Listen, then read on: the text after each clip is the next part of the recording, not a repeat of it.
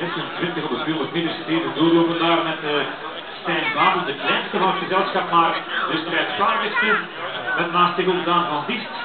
Dan stopt het tempo wat, waardoor iedereen kan gaan aansluiten. Doorstoot aan de 300 meter en 43 seconden nog. Mooi op weg om die twee atleten die nog goed onder de veel liepen, van Melkebeke en de Wijssen, dat dit jaar wel te laten gaan doen. De Sparaars die ook een beetje probeert naar voren te schuiven, want de Kerkhoven op vinkerslag. Naast de Botterman hoeft niet aan te gaan in de bocht en doet daar wat extra meters daardoor.